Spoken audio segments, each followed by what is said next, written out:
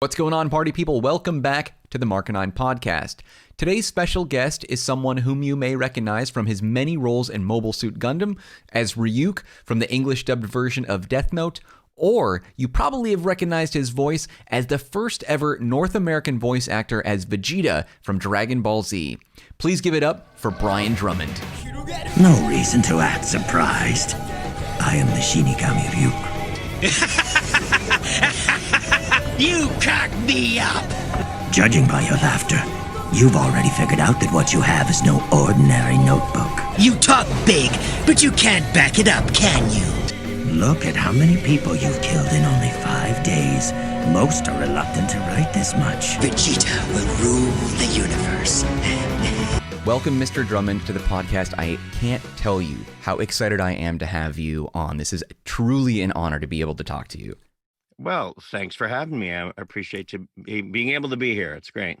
Well, especially, too, because today, I mean, at the time of this recording is Thanksgiving 2020. So, I mean, I understand a lot of people are doing things from home and they don't really have an opportunity to even go see family, which is really unfortunate. But nonetheless, it is, I can't tell you how much of a big deal it is to know that I get an hour of your day on a day like today. So thank you again for that. Well, happy Thanksgiving to everybody in America out there. It is not Thanksgiving in Canada. Ours is in October, believe it or not. That's early right. October. So I've had my turkey feast like 6 weeks ago, still processing it, but you know what? I'm all done, and it's all up to the wonderful people of America to have theirs today. So I hope everyone's having a safe and healthy, socially distanced one as best as they can. Okay, I gotta say this already because like my brain and the way that it works, like you already told me that you're zooming right now from Vancouver, and for whatever reason I was just like, oh, you've got family and things for Thanksgiving, but I'm like, oh god, like that's us, that's not you. Didn't even register in my mind that it was a very different day. Okay. Oh my goodness. I mean, like most people in North America don't realize it's like there's another Thanksgiving. There's a whole thing up there. Yeah, it's a whole thing. It's not as close to Christmas. I always thought the same thing with the Americans. Like, it's like right before Christmas. Why would you want a holiday that close, right before a holiday? As ours is in October. But hey, it's all good. What day is it in October for you guys?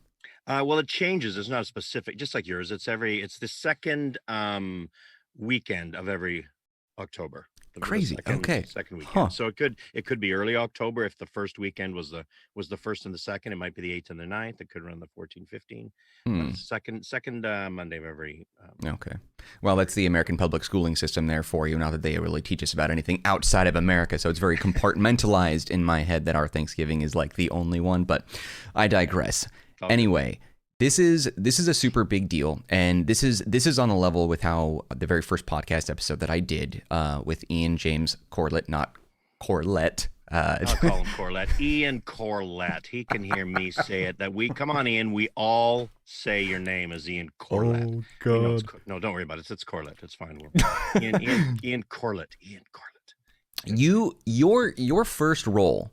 That my ears were blessed to hear was as Vegeta in the original Ocean Dub or Westwood Dub. Ian kind of clarified a little bit of how it was like. I think it was like a certain dub at Ocean Studios, and there was like a misunderstanding that the internet had on how that was whole worked out. So I would like to get your side on that in a minute. But you guys as Goku and Vegeta respectively got me into anime, and this podcast is about you, but I need to tell you a little story. Sure. I will never forget. I was born in California, and I moved halfway across the country for a job for my father. And I'll never forget, we moved into our house. We're doing our own thing. I had this tiny itty-bitty little bedroom, tube TV in my room, no cable, not even a hookup for cable if we did have it. And I, was moving the antennas around on my TV, and I think it was channel 2 or 3 or whatever, Sunday morning, right before starting school in this new place. And I was able to get in some sort of like Fox animation cartoon block. And I don't remember, I think it was like G-Force, the guys in the bird suits. And then there was something else, maybe it was Reboot, which you mentioned, which we'll talk about, something like that. And then it was somehow, coincidentally, the very first episode of Dragon Ball Z. Whoa. And I was like, what in the heck is this? And the timing was just so coincidental.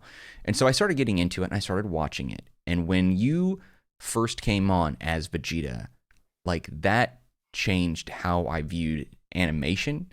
like, and how my fandom sort of started to grow. You and Ian's roles respectively.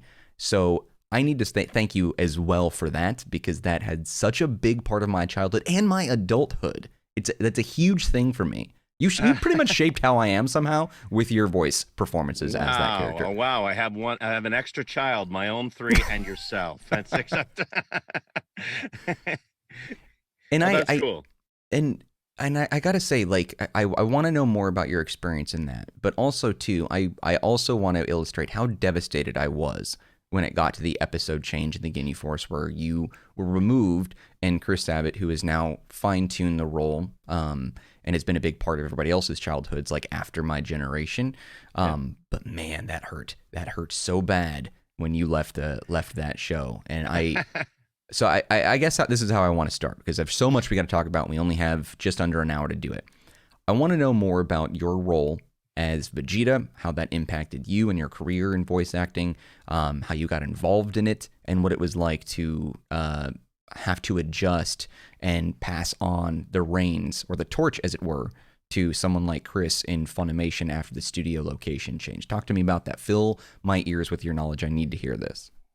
Well, you know what? It wasn't probably a really big change for my life, because Dragon Ball Z was one of the shows I was working on. So I was working on a number project. It was the first anime I ever booked. So I didn't even know what anime was and who these kooky characters were, and learning how to dub was one thing. But I, as a performer and wanting to get more into voiceover, it was just a blast to get that role.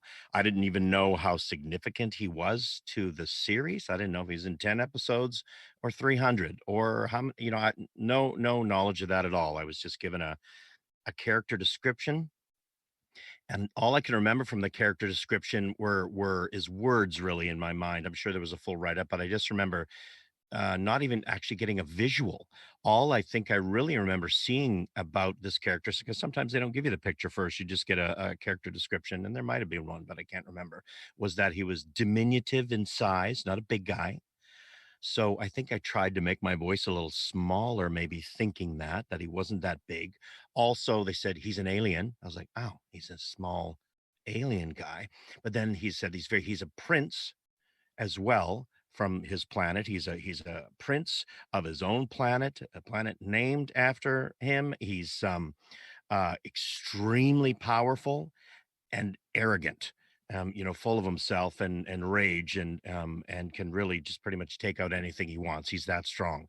So I just tried to come up with something that just sounded, I wanted something a little bit of a princely sort of sound, but really arrogant and petulant and egotistical. And then I tried to make my voice a little bit smaller than it normally sounded. So I shrunk it up and tightened it a little bit, and tried to make it as if I was full of myself and sick of this Kakarot and all these fools. And that's where I sort of came up with the idea for the role. And that's what they liked and went with. And I thought, okay, it works. And when I saw, I think the visuals, I'm like, oh, okay, he really is powerful. And the fight sequences were way more than I ever thought I'd have to do. First and only time I've ever, in 25 plus years of voiceover, only time I've ever completely lost my voice was in a Dragon Ball Z session, screaming and screaming and screaming. I feel like that sort of like comes with the territory. It's like a rite of passage. If you're a fighter character in Dragon Ball, like, which is almost all of them, you have to lose your voice. Like, that's just the expectation. It's like your initiation into being like one of them.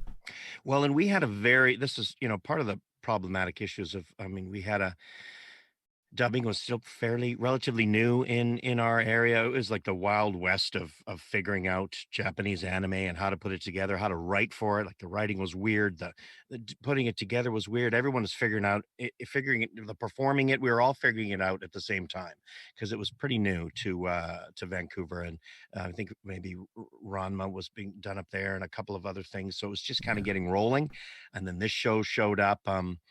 But we didn't know what we were doing. But we also, in our union agreement, because I was a union performer and we were paid specific rate per line, is how union performers are paid. But also they didn't have we were allowed to work up to 8 hours. Now they've changed that. Now you can't do more than a 4 hour dubbing session, but it used to be 8, and that is an insane amount of time to do that kind of screaming and fighting and yelling. And also in our union agreement, when we first started the show, you were not paid for Walla. That one is something you may have heard before. And Walla is like sounds that aren't words, that are scripted dialogue. That is all of Dragon Ball Z almost. Right. Is yelling, screaming, all of that stuff, not paid. So it's not considered to be a line. So only when you spoke a line of dialogue, that's what you get paid for. So I could do an 8 hour session. I was like, wow, I said 18 lines that day. The rest of it was a 4 episode arc of fighting with Goku. So that you'd leave not making much money, be absolutely stressed out, your throat's trashed, and that was really something to consider with those who wanted to continue with the show or not continue. And then some adjustments were, I think, were made with the union, so we were going to get paid for Walla, for those screams, and we could only have 4 hour sessions, and that might have been part of the impetus for the show to move. We weren't aware of it. We just sort of had stopped recording, and we thought we were on a bit of a hiatus. And then, we're working on other projects. It doesn't really mean much. It wasn't the only thing we had going. We're all doing all kinds of things because Scott was on tons of shows. Ian was, myself, I was kind of just getting rolling in the business on a bunch of different stuff. So we were all, Terry Klassen, who's like Krillin, like so many of us were working on other things. Saffron Henderson, everybody, we're busy. So it didn't really phase us too much. And then until we heard, it's like, oh, they've moved. Dragon Ball's actually not going to come back. They've moved it, and it's going to where Barry is based out of. Who Barry's with Funimation, who down in Dallas. We're like, oh, so we're not doing it anymore. They've recast everybody, and it said, yeah, they're just kind of voice matching it and going to do it down there now. I was like, well, what did we do wrong? And we weren't really informed of any reason, and it's probably mostly all just business stuff. It wasn't anybody, we don't like their voices or the actors or a-holes or we found better people. It was none of that at all. It was just business decision, and that's what happens when you're starting a new company. And it moved, and we never really heard much about it. I really didn't hear too much about Dragon Ball until a number of years later, and see it sort of growing in popularity in the US. And then people, once the online presence became more available, people were trying to contact me, and when you get different sites would come up, and someone would send me an email and that they'd get my did you hear about this over 9,000 thing that happened that somebody made? And I'm like, I don't know what you're talking about.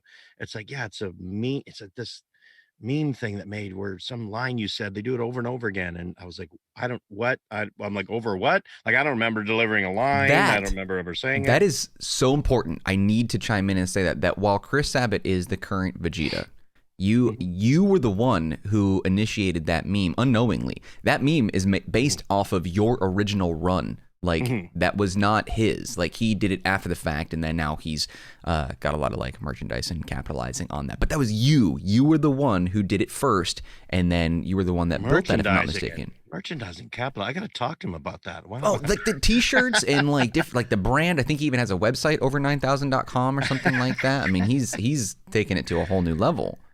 Yeah, well, good. Yeah, do what you can. But it was just surprising. It kind of came out of nowhere, and it was a time, it was where the internet was, that kind of stuff was appearing, right? The memes, the GIFs, the craziness and it was all like, who would spend the time to put that together? That's weird. And someone says, you remember delivering that line? I'm like, no, I'm gonna have to go back and watch it. And there's so many lines when you do that. And we actually, I think by the time I'd heard about it, we had already continued, because the show came back, as you'd probably heard. It came back, and I don't know, it must have just been a rights thing that Ocean held rights to Canada and the UK and Ireland. It's like different areas for the show, and we began recording it again with a Canadian cast. So that's why there's a completely second Ocean dub that goes all the way through to the end of the Dragon Ball Z. Let me ask you about that, because I did a ton of research on this, and I want to know if I have it straight from that. I did a lot of digging trying to find a copy of the Ocean dub. Physical wise, couldn't find it. I don't even know if it exists. I looked everywhere, could not find it at all. Then I did a little further digging, and I found someone who apparently lived in the UK that had a digital copy of it. And I noticed something as I was watching the original Ocean Dub. I have it. I have every version that Funimation made. The Bruce Falconer one is the best Funimation one in my opinion. Don't know why you'd want to remake masterpieces, but whatever. You did it to Ocean Dub. Why not do it again? Okay. So as a side, just to clarify on that. So the original Funimation dub had Bruce Falconer's music on there, which was truly amazing. It had a bit of a rock style music to it, which, I mean, it's Dragon Ball Z. Like, of course, you've got people beating the crap out of each other, shattering planets. Like, what music goes better than rock music? Well, they remastered it several times over. They got rid of the filler, did a whole bunch of other things. And when remastering it, they improved the visuals, but also redubbed the entire audio. Some of them were a flop, some of them were okay. Dragon Ball Z Kai came around and whatever, and the visuals looked nice, but they added a lot of music to it that made it sound like all hunky-dory, like, and it didn't sound good. They broke something that worked so well. But, you know, after they redid that a whole bunch of times, you know, I digress. I remember buying a few different remastered versions of the Funimation dub and just setting it aside because it didn't have the Falconer music. But the Ocean dub still stands as my favorite. And when I finally got a hold of a guy who had a copy of all of it on digital, I forget the number, but it went through the first, like, 103, 104 episodes or something like that, all the way until where Vegeta and Goku were taking on the Ginyu Force. I think Goku just arrives on the scene. And then that's when Sean Schemmel and Chris Sabat came in and took over yours, and I think Ian went that far as Goku, took over your roles. Maybe it was Peter Klimas, I don't remember. But I think it was Peter up to there, yeah. Okay, so Ian started it off, still my favorite Goku, and then Peter came in, who did a remarkably great job of picking up and taking over the reins. And then Sean came around that time with Chris. And then for whatever reason, in the virtual or the digital copies of the Ocean dub that I got, there's an absence all the way until I think it was Frieza's arrival, and that's when you guys picked it up again. And I remember like thinking how weird it was, like even going from that episode and skipping that, because you know that's not my favorite arc, so I didn't care. I oftentimes prefer to start with where you guys picked up. But you pointed out that Vegeta's size, that impacted your inflection in your voice and how you sounded to try and match the appearance. But Vegeta, if people pay attention, Vegeta's body style changed many times. And he got bulkier, he got bigger. And I was like, now it seems weird because you're the perfect voice for Vegeta, but they've changed the appearance of Vegeta. And like, now he's just like this jacked, you know, steroid looking dude. He's massive. And it was so odd. And it took a minute to adjust to that and then get through it. But what happened to those missing episodes? Did you guys not do the Frieza saga and all that Ginyu saga and all that stuff? There's a chunk in there we did not do, but when you come back, I don't think we even knew we didn't do them because it was a few years from when we stopped, and then it came back and said we're going to pick it back up again, and we started at that episode. So it was just, I don't know, you know, and we're not counting them as we're doing it. Like I didn't remember when we finished what number we were at. I show up and here's a stack of 4 or 5 of them that we're working on today. I don't know if it's 101, 102, and I don't come back 3 or 4 years later and go, where was 73 and 74? Right. I just know here's where we're starting. Great. So what's going on here? What did we miss? Start here. And you're really only focusing so much on your own dialogue. We've never seen them previously. It's not like they send them all home with you to review how the show goes. You just jump from your line to your line to your line to your line. And it's confusing enough to try and follow along. So to not till after the fact am I even usually informed by mostly the fans of the show about what episodes are missing. So it's a strange time, but it's still kind of fun. It's like, you know, it's always a great topic of conversation to have with anybody about the life of a show and how it changes and moves and morphs into something else and still holds the attention of such a wide audience. Right. And I think, if I'm not mistaken, I think the Ocean dub or whatever they're calling it, I've heard it referred to as Ocean and Westwood. But that particular dub of Dragon Ball, I think, for whatever reason, the rights are some region exclusive or something. It's still debuting in Canada or running in Canada and running in the UK, if I'm not mistaken. I don't know about anywhere else, but it's still running there. So the Funimation dub is like North America only, I think. So I thought that was kind of interesting that there's still people that recognize you over there. I don't know if that's changed since then. This was maybe past 3 years. I was able to track down a copy of your work, but Yeah, So, I don't know, but I do know it's mostly Canada and UK based, but pretty sure Funimation Dub is Australia. I don't think we ran oh, there, so it's bizarre how like I don't know who owns what rights to where, what Ocean and Westwood did because it's pretty much the same company, Ocean and yeah. Westwood. So how they put that all together, but um, I don't know, not my side of the business. All I know is show up and say, "See these lines, monkey? Read them," right? And do it really fun and crazy like you did before. And I was really new when I was doing my first anime, so I know I was just that's why so many of those screams and power ups are just, gut. I listen back to them and I think, what were you doing, Drummond? You were wrecking your voice like I was pushing so hard and just, screaming it out. And I know that's probably a big reason why Ian was like, I can't do this anymore, like as for as many as he did, because he probably took on the role. He's got Yeah. that great hero voice, but he was doing lots of radio spots and TV and Hmm. other animation stuff. And he's more so than I was at that time. That's tough on your voice. Like you cannot I'll bet. trash it like that and then realize you've got a, a, a commercial campaign for all of North America for Toys R Us or Best Buy tomorrow. And you just screamed your guts out for $3 a line the day before. It's like I can't Oh, do that and get fired from a really big gig. So right. it was, to his, it was a smart decision on his part to probably move on and try and work some of the make sure he didn't destroy himself because man, I probably created some nodes that I don't even know about in my first couple years on that show. But it's There's fun to listen to. there's actually a very particular line that you delivered that stuck with me for years, and it's actually the line that I use every time, like I super nerd out, and I'm talking to people about your version of the character and Chris's version of the character, and there's a lot of comparison, obviously between you two, between people like me and super nerds online and whatever. But there's one particular line that you did that still blows me away, that fully encapsulates not only what you just said about how rough it is on the voice actor side, but how amazing the performance truly was. And I don't expect you to remember this, but there is a scene when Vegeta is on Namek and he runs into Goku's son, and they're chatting for a brief moment about how they're like among the last of the Saiyans or whatever. And Vegeta inquires as to what Gohan has in his possession, and it's a Dragon Ball radar, but Vegeta doesn't know that. Gohan says it's like a watch or something like that. So Right. Vegeta Yeah. kicks him in the stomach or knees him in the stomach and then goes about his business. The get lost kid. Yeah. Yeah. Shortly after that, Vegeta realizes the error that he just made, and that's the Dragon Ball locator, and that the Dragon Balls, I think, from him were stolen or something, and he freaks out. He powers up and he blasts across the oceans of Namek, and he's just screaming like that you're gonna face his wrath and that he's gonna get you won't for this. forget. Yeah. Yeah.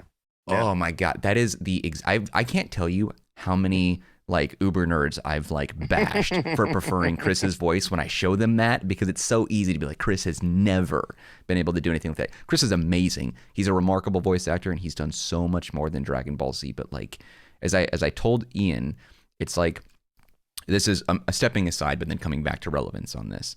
Ian and I were talking about James Bond. He's a big fan, and I was talking about how Sean Connery is great, and my favorite is Daniel Craig, and that Sean Connery is not the best because he's the first, but he's respected because he's the first. And I look at that in the same way, is that you and Ian, I don't think you're the best because you're the first. I think you guys are the best because you are.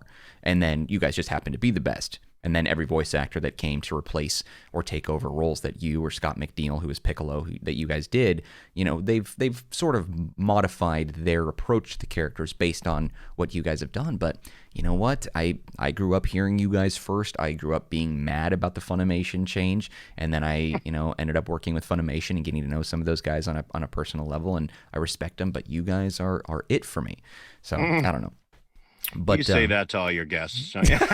I've said it to you and Ian, but I don't know. I would be very delicate about how I would not say that to someone like Sean or Chris, but anyway. Yeah, there's just so many, to me, great performances out there. Like now, I mean, I can, there's certain voices that I just, when I hear them, they're a certain character to me, like because I love, for everybody to condolences to his family and everyone. You'd probably heard that Kirby Morrow passed away recently, and he, in my he's who I hear as Goku, because I did the Yeah. most shows with Kirby. Did a few with Ian, and then it's like, oh, he's changing. Oh, Pete Calamus is doing it. And Pete's a great guy too. And then Pete did Yeah. it for a little while. And it wasn't long when Pete was kind of just getting into it when the show left.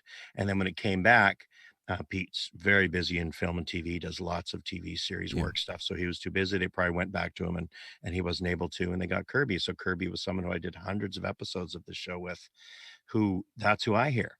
When I think of my fight sequences Yeah. and the voice that's in my mind, he's the go-to Goku to my Vegeta. So, and man, I miss him greatly, and props to the incredible work that he did. And I know Yeah. so many people across Canada and the UK would just, when they think about Goku, that's the voice they hear too. And it's fabulous. I was really saddened to hear about that in the past week. I think is when he departed. Yeah. That was a real bummer. But I will say that his work as Goku was truly spectacular. In that, watching the show going from Ian to Kirby, I don't know if I have the ear to pick up a difference. And I think that is a testament to his skill, because a lot of people, when they see the original, like me, that's who they're completely stuck on. That is it. You can't change it. Don't tamper with perfection.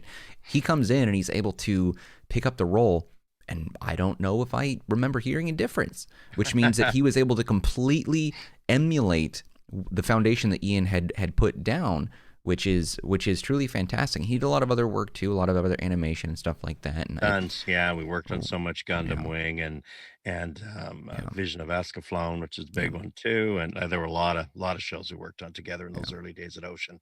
Tons of anime stuff. Now, condolences obviously to his family, everyone going through the hardship of that. That's I can't imagine the difficulty, but I wanted to wrap up the Dragon Ball Z aspect before we get into something else. But Dragon Ball Z wasn't the end of your tenure as Vegeta. So, spoiler alert to anyone who's waiting to see the dubs rather than the subtitled version. You actually came back to reprise your role as Vegeta in Dragon Ball Super. Tell me about that.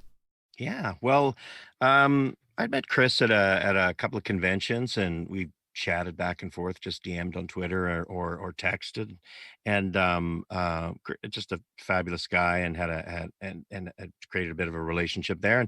And as a producer and director on the show as well now, Chris is very aware of what's coming down the pipe.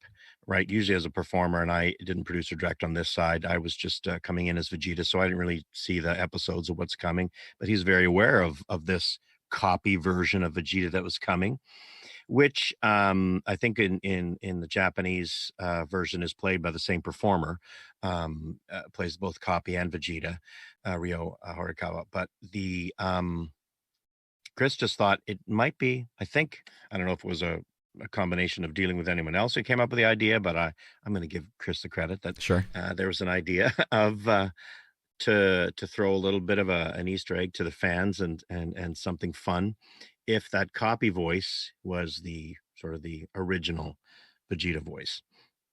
So he said, "There's this part coming up. Just wondered if you might be interested." And that was all he said at first. I'm like, "Sure, if there's some little thing you want me to do, I'm totally open for it. It's been a fabulous franchise. It's been a big part of my life." And then when he told me what it was, I'm like, "Oh, that is an amazing idea." So when it came around to record it, he said, "We kind of got a short turnaround. We do this stuff pretty fast." And I was pretty busy on a bunch of stuff, but we found a 4-hour window, booked a studio in Vancouver. And in a 4-hour session, we recorded all that dialogue, and they put it all together. And yeah, it turned out great. It was quite funny. I was on I think it was a Christmas holiday trip, maybe I'd say maybe the end of 2017, because I think it came out early 2018. I'm correct. I'm trying to remember the year, but I think it was, I was at a Christmas holiday and just kind of having some breakfast one morning. And I think they had aired a little snip of a trailer of upcoming in the new year, Dragon Ball Z, right? And there was my voice appeared in it briefly in the copy Vegeta scene. And my Twitter was, didn't know what was going on. I was like, bing, bing, bing, bing, bing, bing, bing, bing, bing, bing, bing. I was like, what is happening here? This is insane. And then it's like, did I hear what I heard? I think I heard, I saw. And people were losing their mind that they thought they heard the original voice of Vegeta. And then, of course, it went crazy after that when it came out, and everybody had a lot of fun with it. So Yeah, it was great. It was a So great idea. Really great cool. idea, and everybody really enjoyed it. So that's the Yeah. best part. My heart freaking stopped when I heard that. I was like, so genius. Oh, that was truly spectacular. That was I think one of the best moments in that show. Not from a plot perspective, but simply because you were there, which was really cool. Which leads me to my final question about Dragon Ball, and then we'll move on. Because Dragon Ball Super is still like running right now, and they're working on manga and they're expanding that, so we'll probably get a lot more episodes down in the pipeline. Is there any plan for like your studio or the Canadian studios to be working on Dragon Ball Super in English dub there, or is that just a big we'll leave it to Funimation situation? I don't think so.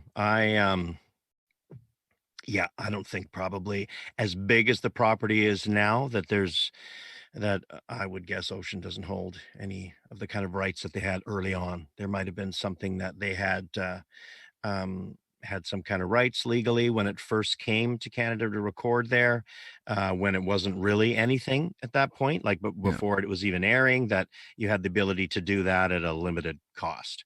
Okay. So I mean, I'm just spitballing here, but that would be my guess. Right now, the property's just too big. I don't think there's a way, and it just doesn't make any sense to split off and have two English dubs going at the same time. So if my voice is to appear in Dragon Ball again, Chris will have to drop me a DM again and let Oh, me well, know. hopefully it's not the last that we hear of you as Vegeta, because that was a really cool moment. That was a really rad moment. But enough about Dragon Ball. Yeah. The other huge thing, and this is what got me super duper excited too, because I was always really irritated that we lost you as Vegeta in that. But you know what? You got to deal with it. Got to grow up and accept it, and whatever. That's part of just living on. So whatever. But when I was starting to kind of dabble and I was getting into a little bit more manga and other anime and stuff, and I came across Death Note, I remember that there was a handful of people that sort of they consider themselves purists. I'm a fake fan. I listen to dubs or whatever, And the funny thing is about me is I watch a lot of just American television with subtitles on English, with English subtitles, whatever. I can't really watch things anymore without them. But there's certain shows that I have seen, or certain anime, I should say, in particular, that to me they just sound better in English. Like the characters just sound so good. And your role as Ryuk in Death Note is like the shining pinnacle star example of that. And I remember hearing for the first time when you showed up in the show as Ryuk, and I'm like, oh my God, that's the Vegeta boy. I am so sold on this. Like anyone who prefers this in Japanese is crazy. Like this is spectacular. And the rest of the cast did well too, but your performance was truly amazing. And I feel like between Dragon Ball and your work in the Gundam franchise, specifically Mobile Suit, you've done a lot of Mobile Suit. From what I've seen. And then Death Note, those are, correct me if I'm wrong, but those three franchises together are probably the biggest in anime that you've done, right? Or am I missing some? I'd say in anime, those ones are up there. There's some fringe shows that have some big followings, like Black Lagoon is a big one that's out there that I get a lot of people that come and talk to me about really enjoying that show. It's more R-rated, so it's not something that as many folks are going to say they grew up watching, but they've managed to get a hold of copies of it. Vision of Escaflowne was pretty big in the time, but of course, I've done all things like Zoids and all those crazy shows, tons of that type of work. But the That's right. biggest ones certainly were, Gundam Wing, some Mobile Suit, the Death Note franchise, and Dragon Ball Z. And Death Note, there's a funny story on that one was I wasn't actually asked to audition for Ryuk at all. I'd shown up and I think I was given a couple of other roles, maybe I can't even remember what they were, but I had a couple other roles and showed up. Sometimes we don't get to see the images, we just get character descriptions first, or so they don't give too much information gets out there. And when you show up at the studio, they'll have pictures up, sort of taped to the walls and windows, so you can get a real, before you go in, you can get a real good look at the character you're going in for. And I showed up to read for the roles I had, and I saw this picture on the wall of Ryuk. I was like, dude, I thought this was all like just people in this thing, because everyone else is just, he's the only sort of demon that's early on that's Right. that's around. Everyone else is just humans in the show. And I was like, whoa, what is this guy in the show? I thought this was like a totally different idea to the story about this, this book and this kid and his dad and the police.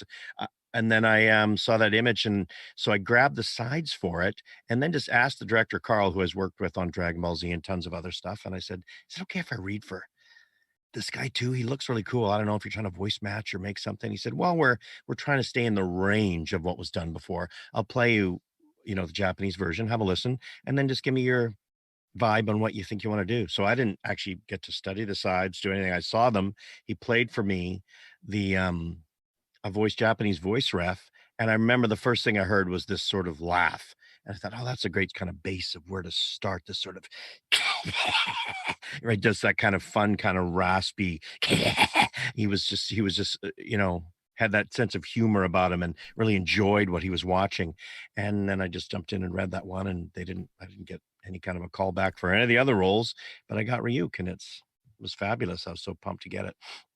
Not knowing as well that it'd be a big show either, and it ended up being I don't know how many Death Note books I've signed at conventions, but a lot. Yeah, I've got Never with my full name. I have. I assume most of it is probably just like Ryuk or something like just your first name Ryuk, like some Apple random Duel or looking something signature. like that. Yeah, I've got the Black Book collection, the big thick compendiums, which nice. are truly amazing. And I know Viz Media, who does the manga, they actually came out with a one shot. As well, with a whole new character that Ryuk was involved in. And I remember one of the first things I told myself, and I reached out to you, I was like, okay, if there's ever going to be like any additional like expansion, sequel, or prequel with Ryuk, like, jumping back into the Death Note world, like you have to be doing that voice. Like, have you heard of any other like potential to come back as Ryuk in like another series or spin-off or something like that? I have not, and if they do on Man, I'll be on it. I would love to do it. It would absolutely, that'd be a role I would totally love to jump into. Yeah. And I know they recently did that with Inuyasha, that just came back. They reached out to some of the Canadian sort of regulars that were in the long-running series that was up here, and Kirby included, and did that series with some Canadian performers and some American performers. So they realized, let's not completely try and change Inuyasha's voice in some of these main characters, and we'll keep them as they were, and we'll use some of the Canadian cast for that, which they did. That was nice. So maybe hope they'd reach out if Death Note comes back around again, because it's pretty important series for me. I just loved working on that one. It's one of my favorites, because it's one of the ones that Dragon Ball is still kind of hard, because I always feel like I could have done better in certain scenes and stuff. It's hard for me to watch Dragon Ball. Perfect. And then there's so much yelling and stuff and fighting. But the story in Death Note is so much more engaging for me. Yeah. I can watch Death Note and be like, I'm into this show. I'm just get into it a lot more than watching myself scream at other people and throw bombs at them nonstop. Right. It's a little different, but it's a favorite. Yeah, Dragon Ball is one of those shows where it's like there's a fandom that's always going to be super passionate, diehard, very volatile. Can't make any mistakes with those groups because they will tear you apart on the internet. But trust me, I know firsthand. But when it comes to Dragon Ball, it's like there's not a whole lot of layers to it, right? Death Note is one of those things where I remember watching it and I was just thinking like, okay, they're explaining the rules of the Death Note and Ryuk's involvement and everything. And I'm like, okay, well, what if someone tried to kill someone like this? Or what happens if you do this? But the show, or at least the creators, were so good at making sure that they covered themselves, been like, okay, well, if you write that this person is in Japan and they're going to go jump off the Eiffel Tower in 15 minutes or whatever, they can't do that. They'll just die of a heart attack because it's not physically possible to do that. I'm like, that is clever writing. And like they did so much more with the drama and the unfolding and the intrigue and the mystery. And obviously, like, you're the big monster, like literal monster in it, but you're not the bad guy, which, I mean, Ryuk looks like a bad guy, but it sort of flips it on its ear as you're starting to kind of feel like, okay, he looks like a monster, but he's just a being like anybody else. He's not trying to hurt anybody. He's just doing his job, or not doing his job, I guess. Yeah. And it's really all light. But well, it was very fun to kind of start a series with this Shinigami he's bored. Right? It's like, it's boring up here. What are we doing? And it's like, I'm just going to drop the Death Note down here. See what happens. Something to do. Like, it's just such an interesting idea of how can, for the writers, how do we make this thing exist? Well, it has to be otherworldly somehow. And, because it can't have been, created by a person. It's otherworldly, and who's sort of in charge of it, and who can see him, who can't. It just made it really interesting idea. And of course, they found ways to even add a little bit of humor and silliness, like with him just even loving apples. It's like these are like to just let's they found a way to really draw in so many different viewers. I just think it's great, like you said, great writing and some great storytelling in that show. Great performances too, because you can't the story itself doesn't matter if the performers are just not delivering, and you guys crushed it in every circumstance. And I watched the show. I've actually watched every time I'm like, you know what, I want to watch an anime. I don't really care about watching something new. I'm gonna go and watch one of my favorites. Death Note is among the handfuls that I will rewatch from and just binge watch when I'm bored, like on a weekend or over the course of a week, or whatever, how lazy I think I'm being at that point. But I was thinking about like what we talked about pre-recording, is you had said that, just for example, that it's quite possible that had you voiced Vegeta, let's say, in Dragon Ball Z in present times when the internet is just so widespread, everybody has an opinion, everybody's sharing an opinion, it's very difficult to then change voice actors after the fandom has already been built. Because you guys were doing like in the early mid 90s as Vegeta and stuff like that, and the fandom didn't really know what was going on. Like, I don't know how big anime was at that point. I don't know anyone at that point that had even known what that was. And it was just starting to blossom, and then the internet comes out, everybody's sharing stuff, everybody's connecting and all that stuff.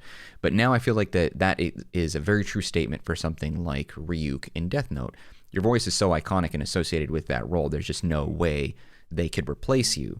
Like, it's just not possible. So I really hope that if there is any more of it, they bring you back. But I think, as I say this, I think about the live action version that they had on Netflix that Adam Wingard put together, and that whole thing. Did you see it? Yeah. And I don't know. It's it's very different. It's hard to put something like that together in one film. It's although when I first heard about it happening and heard that Willem Dafoe was going to be playing Ryuk, I thought that was great. I like right away I was like, like if I had to picture someone that might take that on, that's who I would. That he would probably, as an actor, would have, that's who I could choose. But I also thought, they could have just made it really even more animated than they did with the character, and I could have voiced him, and that would have been amazing. I wanted to ask you, did they not approach you about the possibility of that? No, not at all. It was not that usually when those so bigger films they don't. We did do a couple of live action. You probably, I don't know if you've seen any of the live action. Japanese live action versions. I have them all. We did those ones. So, but no, nobody approached. Really, I haven't even considered watching that in a dub. You voiced Ryuk in the Japanese versions. I didn't realize that. Yeah. Well, in the dub, the live action versions of Death Note, most of all the same cast from Vancouver that played those roles, dubbed them. No freaking way! Oh my god, I have to watch it now. There's dubbed versions of those. I don't think that I ever even considered the possibility of watching those with a dub, because obviously it's Japanese people and they have a very different style of making movies than Western Hollywood. So I was like, okay, like I'm just gonna watch it with subtitles. That is a revelation. I am going to do that. Actually, they are dubbed, and we've done them. That's amazing. I need to check that out. I can't believe I never bothered to even look at like the credits on the box to like just see that's the case, because you guys should be on that.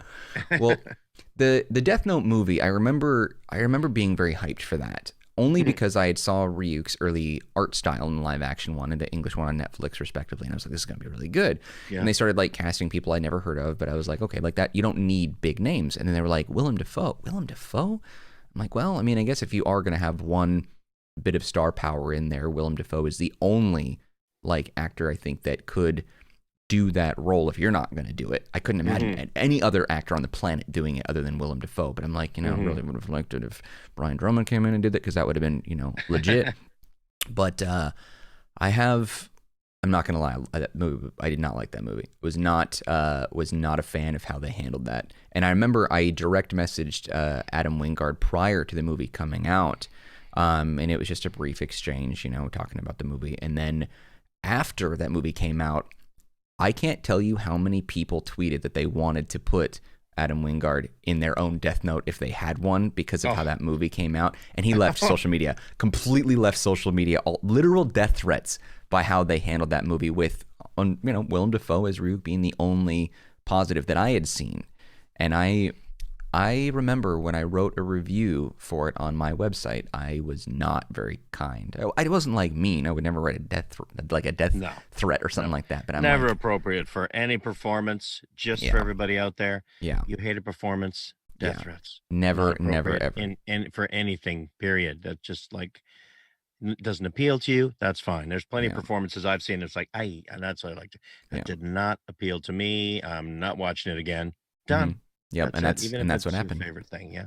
It came and went, and I was super bummed. But I was like, you know what? I thought about this too. I'm like, Brian Drummond coming in and doing the role of Ryuk wouldn't have saved the direction of this movie because like Ryuk was only in the movie for a very short period. But Yeah. and I was disappointed in that. But that I'm seriously blown away by the fact that the Japanese ones, which by all accounts are spectacular, like they've gotten a lot of acclaim. Like there's only a handful of live action anime movies that I'm familiar with, like that have been widely praised. I think it was the Rurouni Kenshin movies, the live action ones in Japan were fantastic, and then the Death Note ones.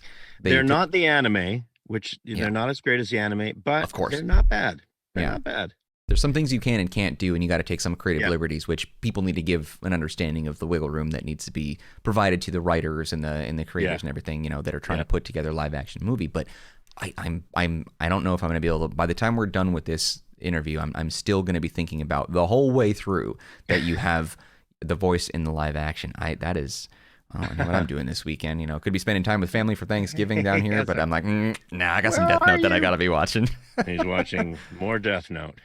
So tell me about your overall involvement between North America, well, I guess I should say in particular, Western animation versus Eastern anime.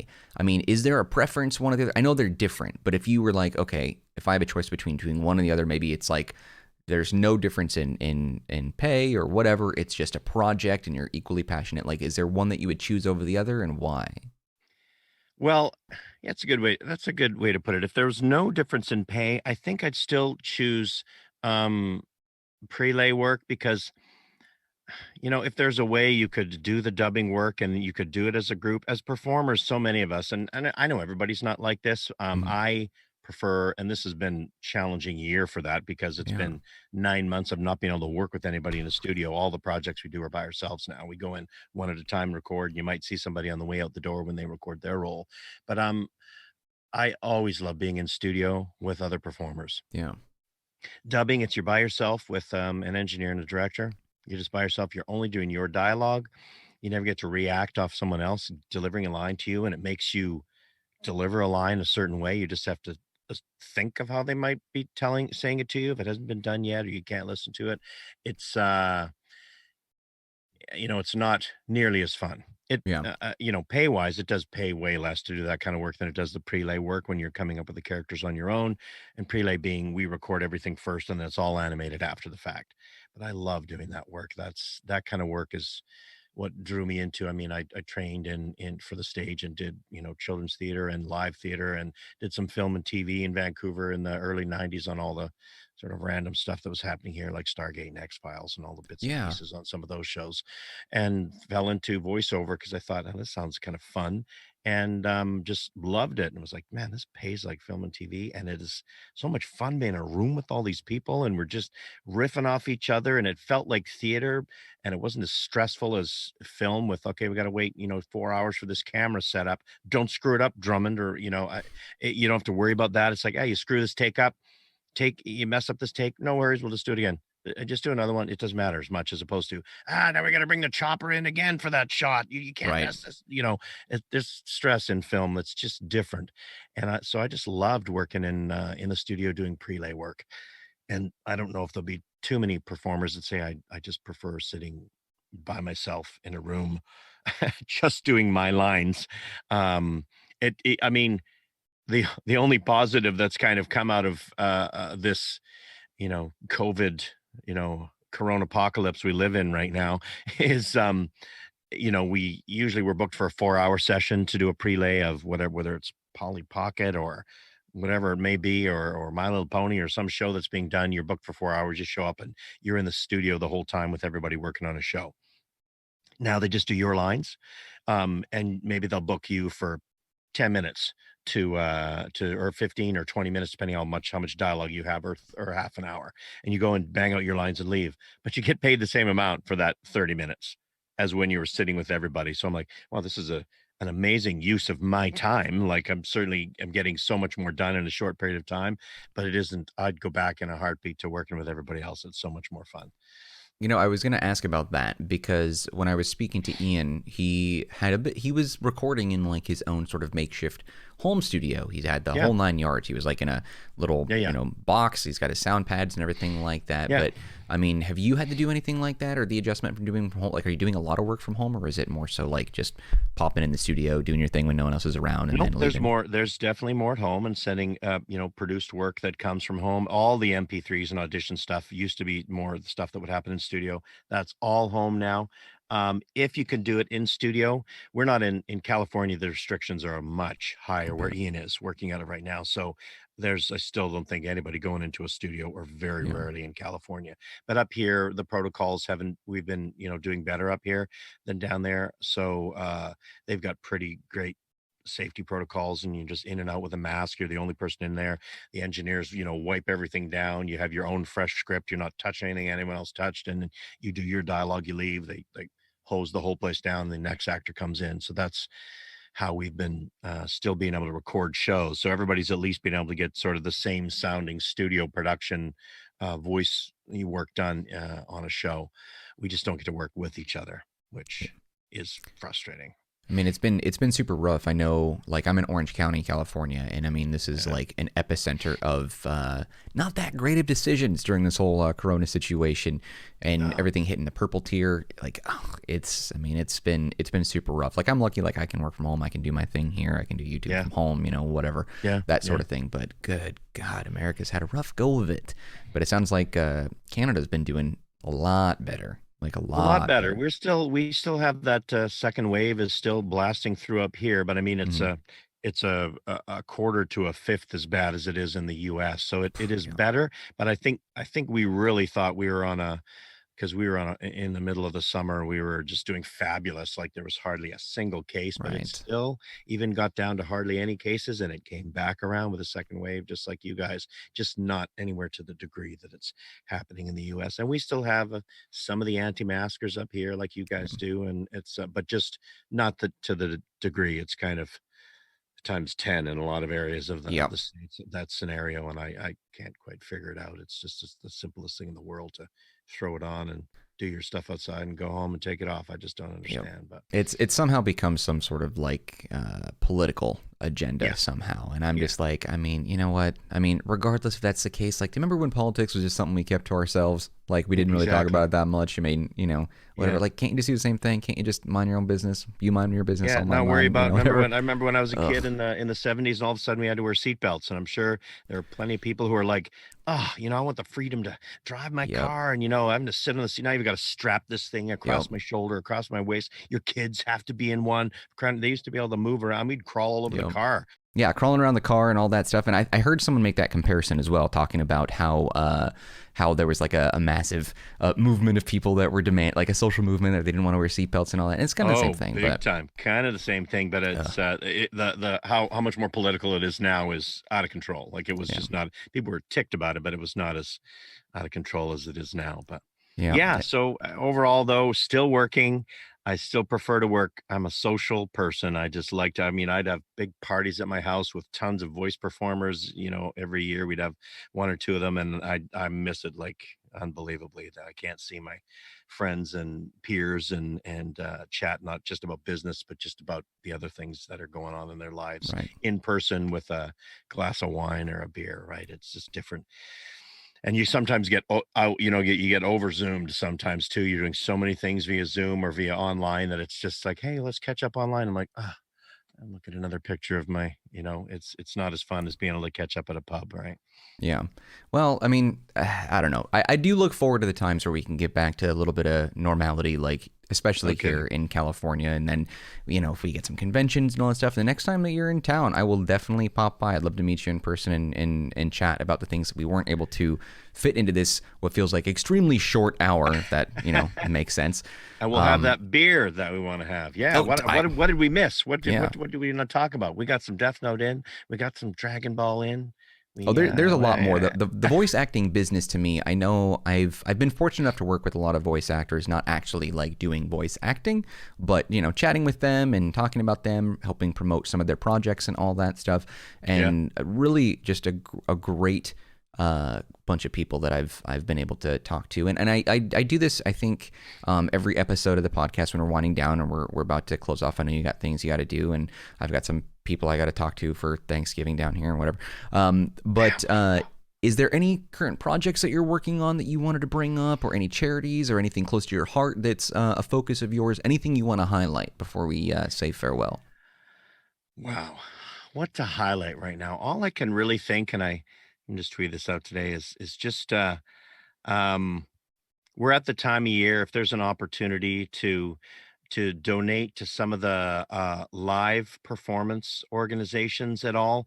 I just have so many friends and acquaintances and people that work in the live venue area of work, whether they're musicians, all the gig type people, theater and musicians and singers and dancers, and that have had nothing for 9 months when all the live work is gone. And I know there's tons of organizations out there that provide an opportunity to help some of those people out. And lots of times those people too, outside of the work that they do in theater or as a performer, they work in the service industry. So they're a bartender or work in a restaurant. And those are all been hit really hard too. So the shifts at the bar are down to nothing because they're closing early. The restaurants are shut early, or they're just doing Uber Eats and they're not even serving anymore. So they've lost, in many cases, everything in a short period of time. And I have a lot of family and friends that are in those same type of boat. And if there's an opportunity to support any of those areas of that are charitable in your neighborhoods, and please do it, because we're still a few months away from being out of this zone that we're in. And as far as stuff that I'm working on, there's always all kinds of fun things that are coming out. I know on Last Kids on Earth is on Netflix right now, which is a super fun show that we got to do some voice work with some great guys like Marc Hamill and some phenomenal cast members, and Nick Wolfhard is on that series as well. It's a fun one that's out there that's more for that younger audiences, but haven't done a ton of new anime things lately. I'd love to do it and find another series that maybe Ocean or someone up here got a hold of. That would be a thrill. But aside from that, almost everything else, I've probably got NDA signed, which are non-disclosure agreements where you're not allowed to say anything until it shows up on television. So I usually just keep my mouth closed. I know I've auditioned for some pretty fun projects recently that everybody always hope goes your way, but we'll see. And the moment I know of something that's exciting, I'm allowed to talk about, I usually jump on it pretty quick. As soon as they say, yes, coast is clear, you can say you're on it, I'm like, I'm on this. But I appreciate you reaching out and having a chat with me. It's always fun to talk about what we do and let people know that it's a fun industry to be a part of. And once we have the opportunity to be out there and be at the cons again, like we haven't been able to this year, please come up and, just track us down and say hi. 99.9% of the people in this business, the voiceover side of things, are super friendly and fun. And if you catch us or bump into us, that doesn't mean having to find us and pay for an autograph. If you just see us walking down a hall or sitting in the hotel having a beer, come say hi, because we love chatting with people who have supported us for all these years in all these shows. It's really a pleasure. Well, Brian, I can't tell you how much this has meant to me. It's been an honor and a pleasure. You're very generous for giving an hour of your time. We'll wrap things up here, guys. Thank you for taking a look at this podcast. Hopefully you enjoyed some of the content that we chatted about between Brian and I. Be sure to like the video if you did. Subscribe. It's only a couple of clicks. It helps the channel grow, and it means the world to me. Any feedback that you have, leave it down in the comment section. I'll get back to you as soon as I can, and maybe I'll pester Brian if you have any questions, or directly reach out to him yourself at Brian Brian Drummond VO on Twitter. You can check him out there. I'll have his link in the description box below if you want to go ahead and follow him and get in touch and let him know how much you loved him as Vegeta, Ryuk, or one of the many other characters that he's played over the years. Brian, thank you so much. This has been so amazing. You are absolutely the best. I really appreciate it. As a sign off, I'll tell you that this channel has been absolutely. Wait a minute. What is the power level of this channel? It's over 9,000. Oh my God, that was my entire There childhood. it is. I think I blew up this microphone because it wasn't ready for that. But I mean, literally fractured my soul. All right, man. Take care. All right, you too, Brian. Be safe. You and your family. We'll see you. Bye-bye.